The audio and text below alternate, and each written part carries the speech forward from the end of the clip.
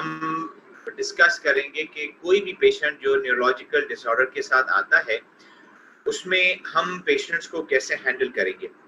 तो पहले तो मैं आपको एक जो बेसिक अप्रोच है न्यूरोलॉजी के पेशेंट्स को देखने के लिए, जब हम अप्रोच की बात करते हैं तो उसका मतलब ये होता है कि पेशेंट को जब भी किसी प्रॉब्लम के साथ आता है तो हम as a being a neurologist क्या सोचते हैं और किस तरह उसको सिस्टमेटिकली हैंडल करते हैं।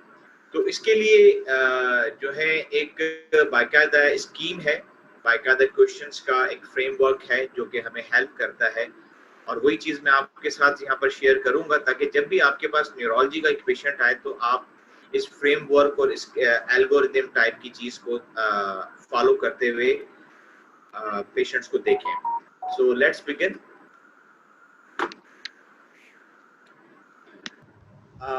ये मैंने एक लिस्ट है जो कि हमारे पास मोस्ट कॉमन न्यूरोलॉजिकल डिसऑर्डर्स हैं, और आप लोग अमूमन देखते हैं स्ट्रोक है, एपिलेप्सी है, सीएनएस इन्फेक्शंस हैं, न्यूरोपैथीज हैं। न्यूरोपैथीज में बहुत कॉमन एग्जांपल हमारे पास अगर क्रॉनिक न्यूरोपैथी की है तो डायबिटिक न्यूरोपैथी है, और एक्यूट न्यूरोपैथीज में जो है जीबीएस है, गुइllain-Barré सिंड्रोम। इसके अलावा हेडेक और पार्किंसनिज्म ये भी एक कॉमन न्यूरोलॉजिकल डिसऑर्डर है जो कि आपके जहन में होने चाहिए। जब भी ये डिसऑर्डर्स के नाम आपके सामने आए तो आपके जहन में हो कि ये you are dealing with neurology. इस प्रेजेंटेशंस में हम क्या क्या चीज़ें कवर करेंगे, ये मैंने इनको 4 कैटेगरीज में डिवाइड किया है। और इसमें सबसे पहले हम ये समझेंगे कि क्योंकि neurology is not the easy way, कि जिस तरह लंग्स है कि एक पेशेंट प्रॉब्लम के साथ आए तो आप उसको कहेंगे तो लंग का प्रॉब्लम है, ये हार्ट का प्रॉब्लम है, और ये लीवर का प्रॉब्लम है। Neurology is not only the brain, neurology is start from the brain to the toes, तो इट्स टू लेंथी। तो आपको इस लेक्चर के एंड में ये भी अंदाजा होगा कि न्यूरोलॉजी में जब भी आप किसी पेशेंट्स को देखते हैं तो सबसे इम्पॉर्टेंट चीज ये होती है कि ये जो प्रॉब्लम आ रहा है वो आ कहाँ से रहा है, वेयर इज द लीजन, और इसको हम कहते हैं लोकलाइजेशन। और तो पहला, जब अगर आप जितने करीब होंगे लोकलाइजेशन में उतना ज्यादा आप उसको डायग्नोज कर सकते हैं। तो जिसके लिए कि पहले decide about where is the lesion, उसके बाद ये कि व्हाट इज द लीजन। इसके साथ हमारे पास जो इस चीज को समझने के लिए जो दूसरा सवाल आता है कि हम जो भी लीजन्स देख रहे हैं, लोकलाइज कर रहे हैं, उसको हम सेंट्रल नर्वस सिस्टम का नाम दें या पेरिफेरल नर्वस सिस्टम का नाम दें।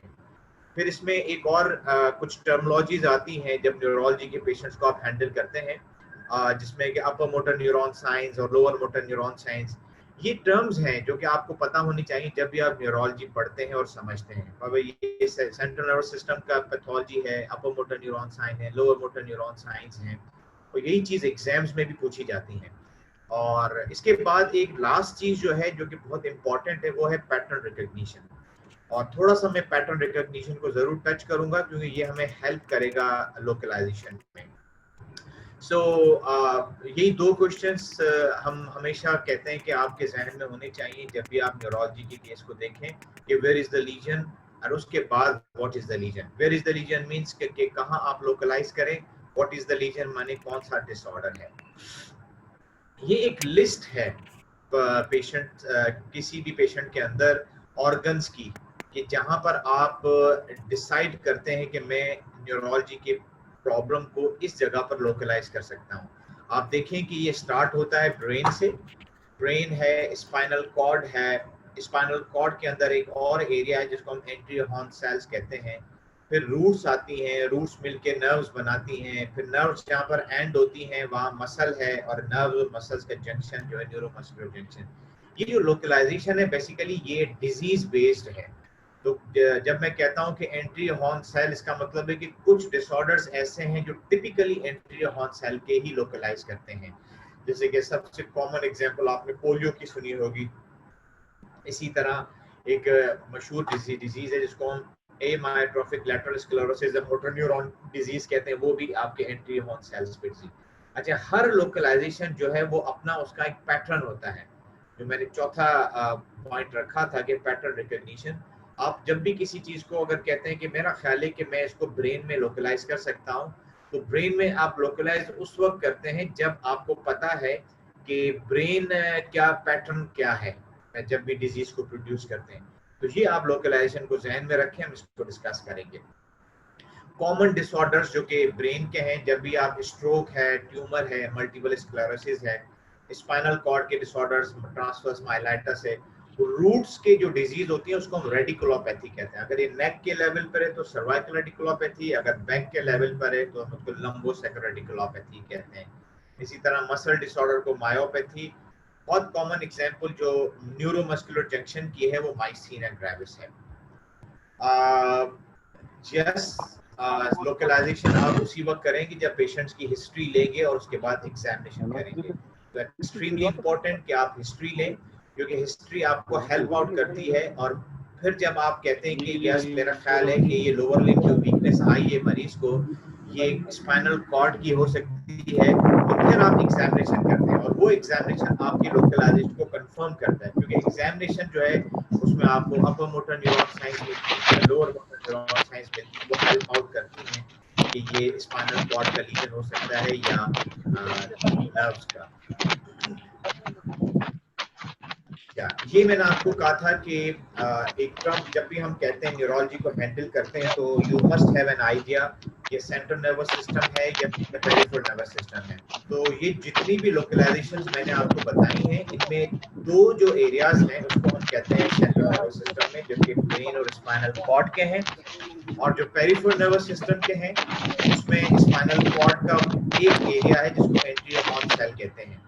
और बड़ा इंटरेस्टिंग चीज है कि स्पाइनल कॉर्ड जो है वो सेंट्रल नर्वस सिस्टम का हिस्सा है, एक्सेप्ट कि स्पाइनल कॉर्ड के अंदर जो एंटीरियर हॉर्न सेल है ये। अच्छा, इसके लिए मैं अमूमन एक बात कहता हूँ कि ये जो एंटीरियर हॉर्न सेल है ये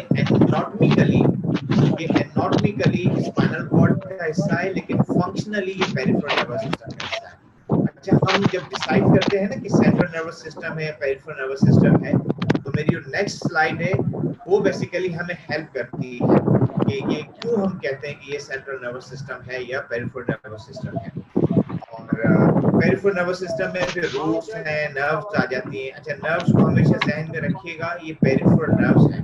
अगर ये स्पाइन से निकलती है तो उसको स्पाइनल नर्व्स कहते हैं, और अगर ये ब्रेन से निकलती है तो इसको क्रेनियल नर्व्स कहते हैं। जैसे फेशियल नर्व होगी, ट्राइजेमिनल नर्व, तो ये सारी जो 12 नर्व्स हैं ये सारी पेरिफेरल नर्वस सिस्टम का हिस्सा है। न्यूरोमस्कुलर जंक्शन और मसल्स भी पेरिफेरल नर्वस सिस्टम का हिस्सा है।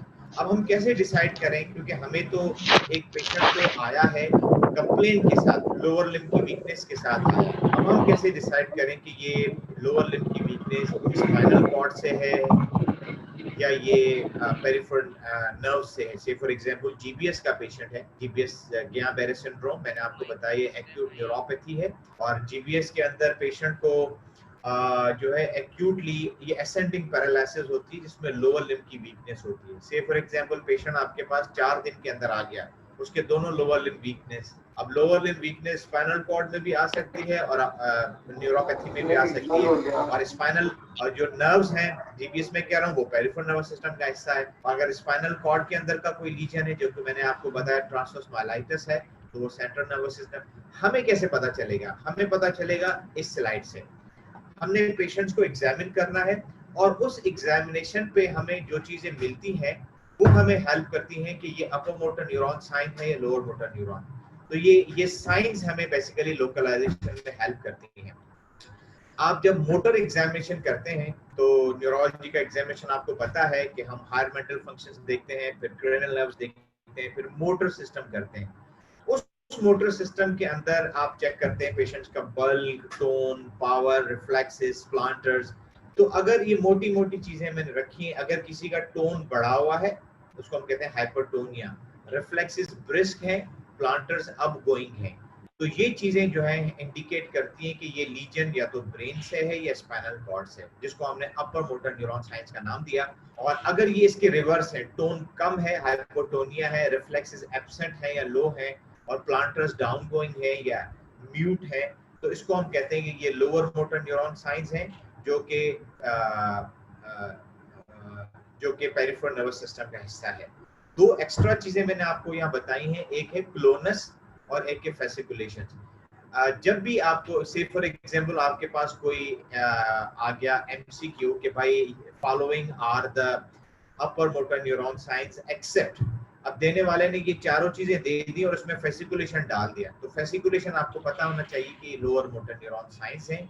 इसमें involuntary short duration muscle contractions होती हैं। फेसिकुलेशन नॉर्मल लोगों को भी होती हैं, स्पेशली आजकल आप लोग एग्जाम्स में जब होते हैं तो आपको बॉडी पे लगता है कि जो आपके बल्कि मसल्स हैं वो ट्विच करना शुरू कर देते हैं, जैसे बाइसेप्स है या क्वाड्स हैं, तो वो फेसिकुलेशंस हैं।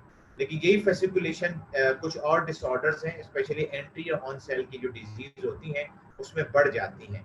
तो ये फेसिकुलेशन जो है ये लोअर मोटर न्यूरॉन साइंस है। और क्लोनस अपर मोटर, तो ये ध्यान में रखिएगा, क्लोनस में मोस्टली हम एंकल क्लोनस देखते हैं। अगर ये आपका एंकल है तो पेशेंट का जो है ना, ये जब आप उसके नीचे हाथ रखते हैं जो सोल है, तो एक टेक्निक है इसको इंड्यूस करने की, तो फिर ये आपका जो है फुट जो है एंकल के ऊपर इस तरह मूवमेंट करता है।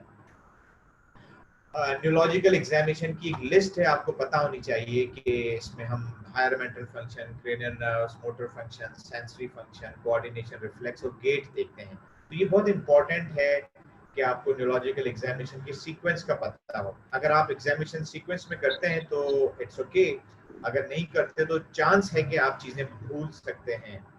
और मेरा एक लेक्चर है उसके अंदर मैं इस चीज़ को ब्रीफली कवर करूंगा इंशाल्लाह, लेकिन मेरे ख्याल है मेनली डॉक्टर मसूद जमा साहब जो है इस चीज़ को कवर कर रहे हैं। देखिए, रेड फ्लैग का आपको कॉन्सेप्ट है। रेड फ्लैग से क्या मतलब है? रेड फ्लैग से मतलब ये है कि कुछ ऐसे सिम्टम्स जो कि आपके कान खड़े कर देंगे, यार समथिंग इज रॉन्ग, तो ये उनको हम रेड फ्लैग्स कहते हैं। हर डिजीज जो है उसके कुछ रेड फ्लैग्स होते हैं, और वो रेड फ्लैग्स आपको हेल्प करते हैं कि हमें इस मैटर को हल्का नहीं लेना चाहिए। We should not take it light and उसको सीरियस लें और उसको जो है ना क्रिटिकली इवेल्यूएट करें। तो रेड फ्लैग का मतलब न्यूरोलॉजी में भी सेम है, हर जगह एक ही होता है। तो आपको न्यूरोलॉजी के जो बड़ी बड़ी डिसऑर्डर्स हैं, स्ट्रोक है, हेडेक है, सीजर्स हैं, न्यूरोपैथीज हैं, उसमें जो है रेड फ्लैग्स होते हैं।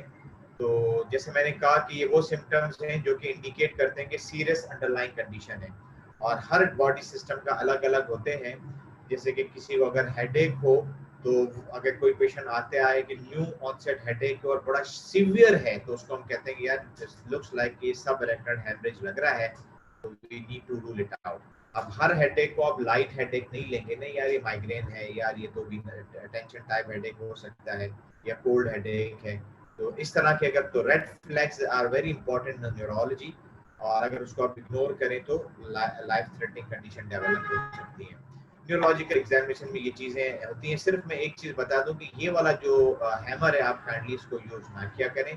This is ideal hammer, available है यहाँ पर। ये दो जो है ये अमेरिका में होता है। ये भी अगर छोटे साइज का ये वाला हैमर है जिसके दोनों एंड पे है इसकी तरह, ये तो दोनों क्रॉस में लगाऊंगा, इसको आप यूज ना करें। ये हैमर बड़े साइज का है, अमेरिका में यूज किया जाता है, और ये जो है यूके का है। तो हम लोग यहाँ पर इसी को यूज करते हैं। ये इसका वेट होता है, हिट अच्छी तरह से होता है, तो आप मेक श्योर कि आप जब भी ये यूज करें, यहाँ पर अवेलेबिलिटी की वजह से इसको ही यूज किया करें। अब हम आते हैं कि थोड़ी सी चीजें मैं आपको समझाना चाहता हूँ।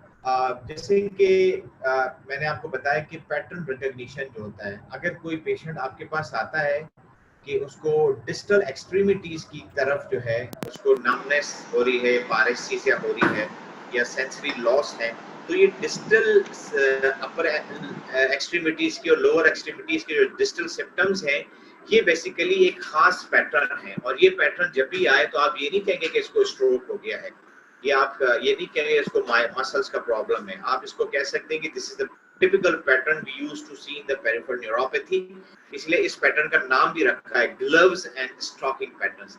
यहाँ जो बाहर मुल्कों में जो फीमेल्स हैं वो जो ग्लव्स पहनती हैं, एक स्पेसिफिक ड्रेस होता है जिसमें स्टॉकिंग बहुत बड़ी होती है, इवन ये नीज से ऊपर भी चली जाती हैं, और लंबे ग्लव्स होते हैं जो कि एल्बोज तक होते हैं। तो इस पैटर्न में की वजह से जो है इनको ग्लव्स एंड स्टॉकिंग पैटर्न कहा गया है।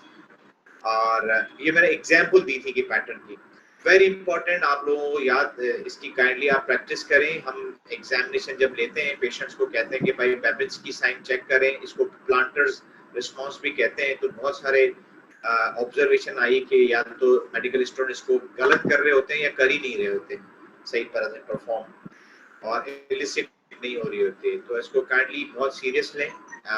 शॉर्ट केसेस के अंदर जो है ये आपको अमूमन बेबिंस्की साइंस या रिफ्लेक्सेस के लिए कहा जाता है।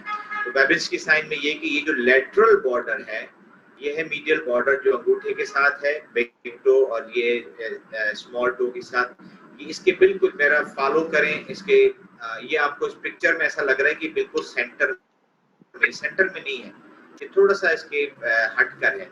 तो इस एरो को फॉलो करें, इसी तरह जाते जाते यहाँ तक पहुंचे और उसके बाद फिर ऐसे लेके जाना एल शेप में। तो इस एल शेप में लेकर जाएंगे। अगर ये सारी की सारी टोज डाउनवर्ड आती हैं या एटलीस्ट बिग टो डाउनवर्ड आए तो उसको हम फ्लेक्शन रिस्पॉन्स भी कहते हैं, डाउन गोइंग प्लांटर्स भी कहते हैं। और ये अगर अप गोइंग हो जाए तो उसको हम बेबिंस्की साइन कहते हैं, पॉजिटिव है। अच्छा, इसमें एक चीज ध्यान में रखें कि इसमें क्लासिकल साइन है, एक सिंपल बेबिंस्की साइन है। क्लासिकल में क्या होगा कि ये बिग टो ऊपर चला गया और ये टोस जो है ये फैन आउट हो जाती हैं ऐसे, लेकिन ये बहुत हम कम देखते हैं क्लिनिकल साइड पे। अमूमन जो है बिग टो ऊपर चला जाता है और स्लाइड शो नहीं हो रही सर, कुछ ये भी शो साइन नहीं हो रहा। Meningeal irritations very important. ये कर्निंग साइंस पर परफॉर्म करने का तरीका कि आपने बिल्कुल नीज को जो है इस पोजीशन में रखने के बाद सर कुछ भी शो नहीं हो रहा सर, कोई पिक्चर शो नहीं हो रही। क्या चाह रहे हैं सर? आपकी पिक्चर शो नहीं हो रही। क्या कह रहे हैं? स्लाइड शो नहीं हो रही। ने स्लाइड चला रखी है क्या? कौन सी स्लाइड? माइक ऑफ सर, कोई पिक्चर शो नहीं हो रही सर। लेक्चर स्लाइड शो हो रही है? नहीं हो रही सर, स्लाइड शो नहीं हो रही। अच्छा, इसको हम दोबारा हटाकर दोबारा शेयर करते हैं आपके साथ। हाँ, इसके ये अच्छा, अब बताइएगा, हम इसको दोबारा करते हैं। कुछ भी नहीं, हम तो कंटिन्यूस चले आ रही है हमारे पास ये। सर शुरू से ही शो नहीं हो रही था। देखिए अब आप लोगों को आ रहा है? नहीं आ रहा सर, आवाज सही आ रही है, आवाज आ रही है आपको? और स्लाइड नजर आ रही है? फोल्डर खुला हुआ है जिसमें आपकी सारी स्लाइड्स पड़ी है ना, वो फोल्डर नजर आ रहा है हमें। इटसेल्फ पीपीटी कोई नजर नहीं आ रही सर, कोई पिक्चर शो नहीं हो रही, आपका फोल्डर खुला है। अच्छा, मैं फिर इसको दोबारा कनेक्ट करता हूँ, ठीक है?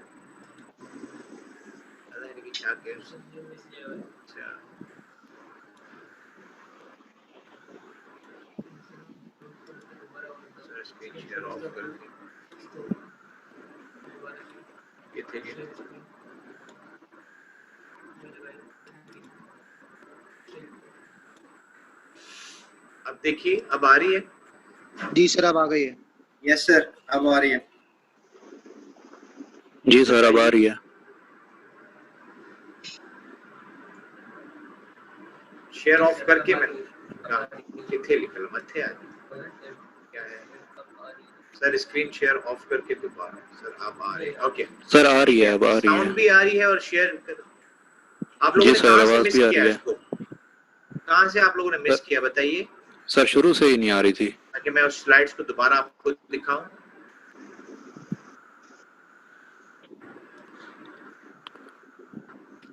सर शुरू से ही नहीं आ रही थी। जी सर, शुरू से नहीं आ रही थी। तो शुरू से नहीं आ रही तो आप इसको कॉल कर सर, आपके स्लाइड चला रहे हैं क्या?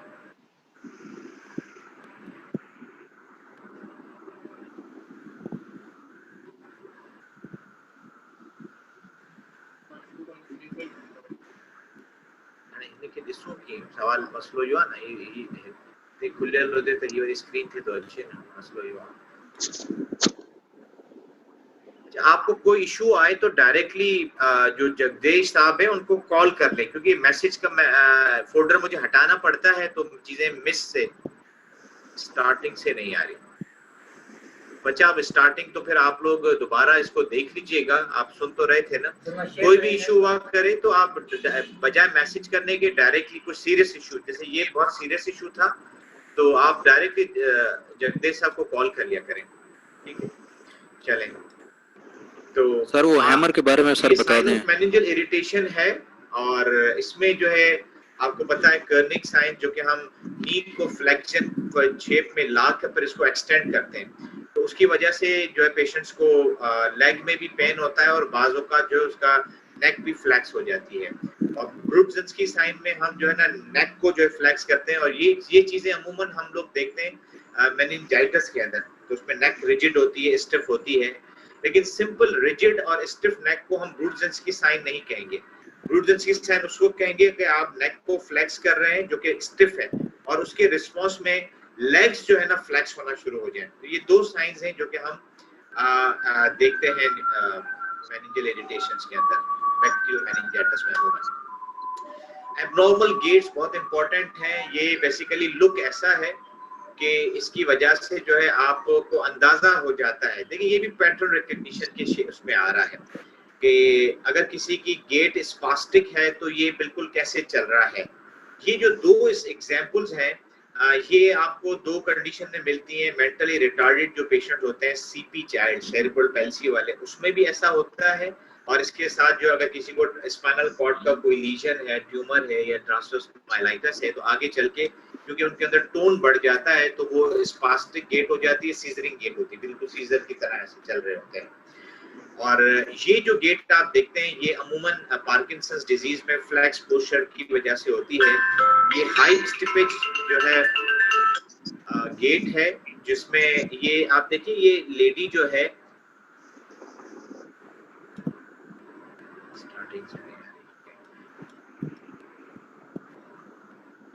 जो आप देखिए इसने फुट अपना उठा लिया है ऊपर, तो ये बेसिकली इसने इसलिए उठाया कि फुट ड्रॉप है। तो अब जब आप चलते हैं तो आपके लिए जरूरी होता है कि फुट आपका जब आप उठाते हैं तो ऐसे ऐसे चलें, नॉर्मली सबको ऐसा होता है। लेकिन अगर फुट ड्रॉप है आपका तो आप ऐसे चलेंगे तो गिर जाएंगे। तो उसके लिए फिर ये होता है जरूरी कि पेशेंट जो है ना अपने फुट को ऐसे ऊपर उठा के फिर रखता है, फिर ऐसे उठा के फिर रखता है, फिर ऐसे उठा के ऐसे रखता है। तो इसको हम कहते हैं हाई स्टिपेज गेट। ये इंडिकेट करता है कि पेशेंट्स को न्यूरोपैथी है।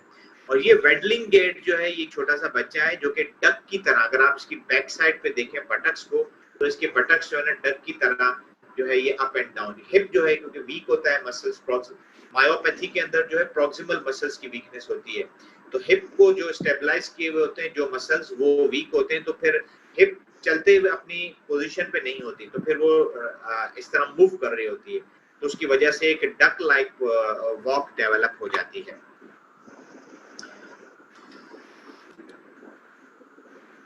अच्छा, अब हम देखें कि अब हम क्विकली रिव्यू करेंगे कि पैटर्न हम कैसे रिकॉग्नाइज करें, अगर ब्रेन में करें, स्पाइनल कॉर्ड में कैसे। तो ये एक क्विक रिव्यू मैं आपको देता हूं।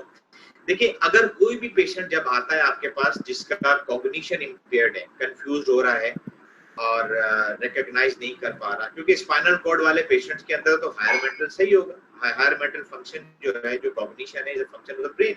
अगर कोई पेशेंट कंफ्यूजन के साथ है या उसको फिट्स भी हो रहे हैं और वन साइडेड वीकनेस है, क्योंकि ब्रेन दो है, राइट ब्रेन, लेफ्ट ब्रेन, तो कॉमन पैटर्न हमारे पास ये कि one sided weakness, one sided numbness वगैरह हो, तो फिर हम कहते हैं कि ये मोस्ट लाइकली ब्रेन के साथ है लोकलाइजेशन। तो फिर अगर आपने पेशेंट्स को फिट्स भी हो रहे हो तो फिट्स वाले पेशेंट्स को न्यूरोपैथी तो आप नहीं कहेंगे ना, स्पाइनल कॉर्ड करेंगे, क्योंकि फिट्स की जो ये सीजर्स हैं ये ब्रेन की फिनोमेना है।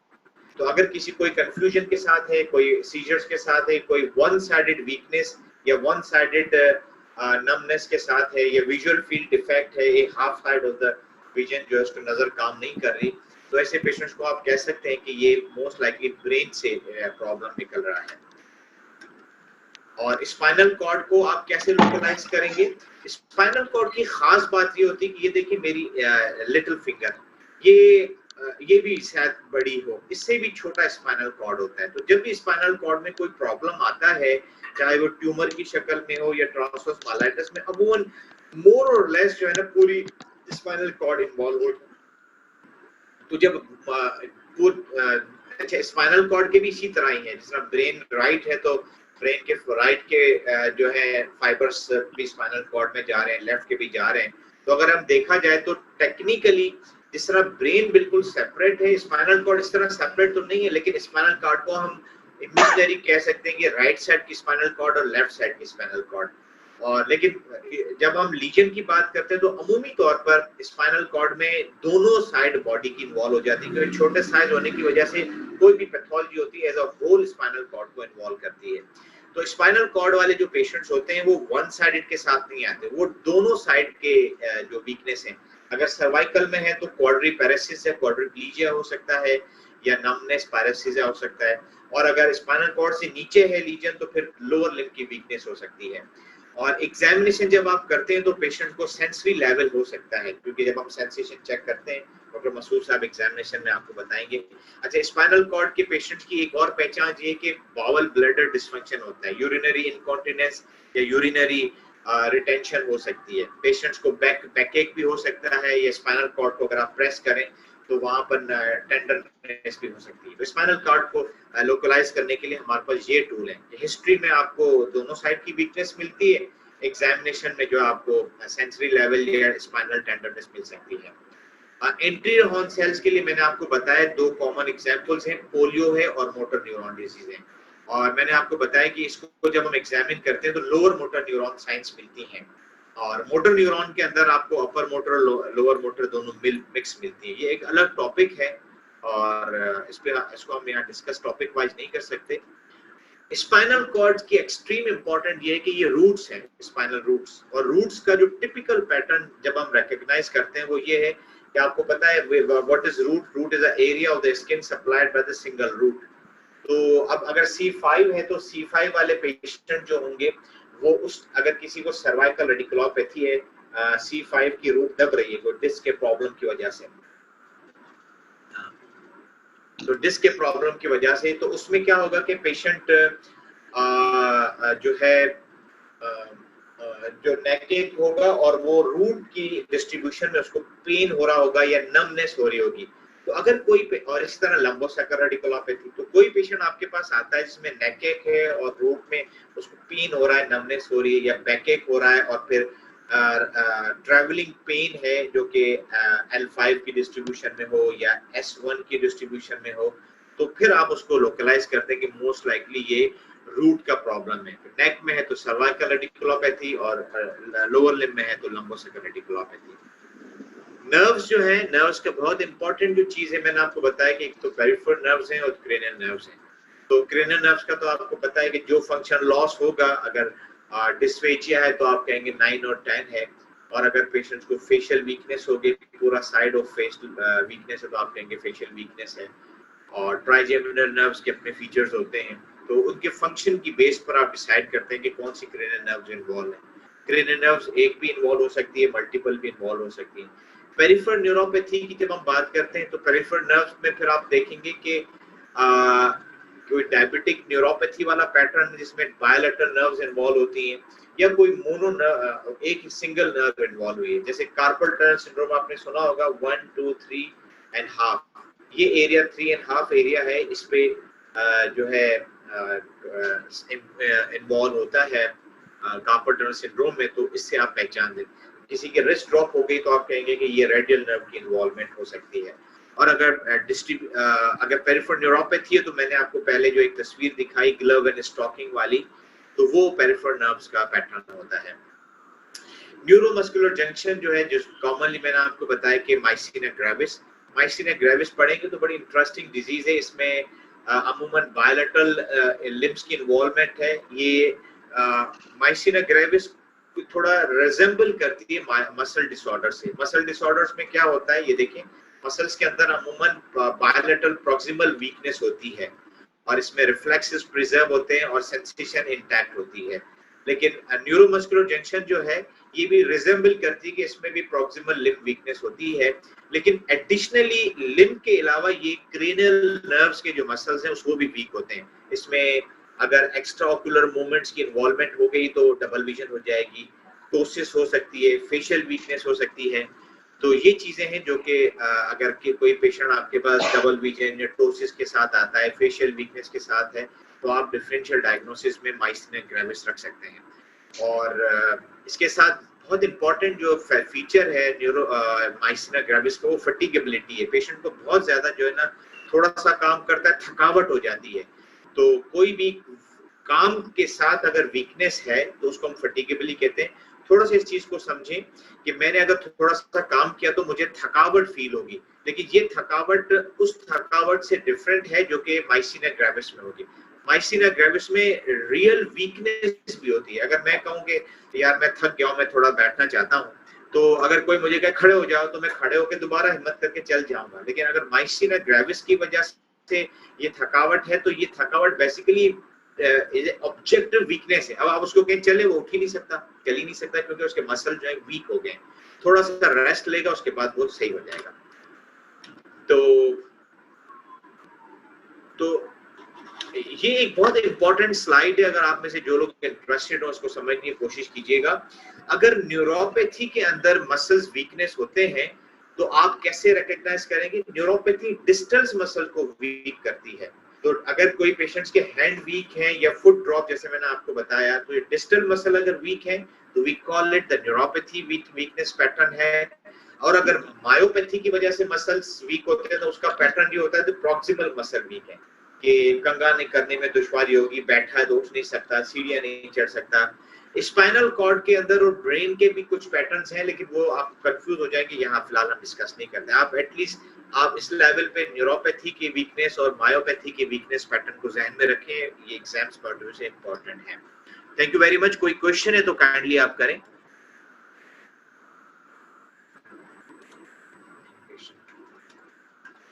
अदर के जो आए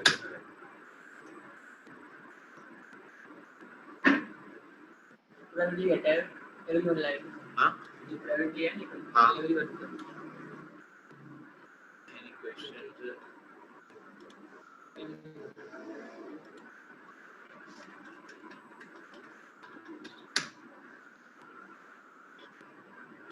कोई सवाल है तो काइंडली पूछिए।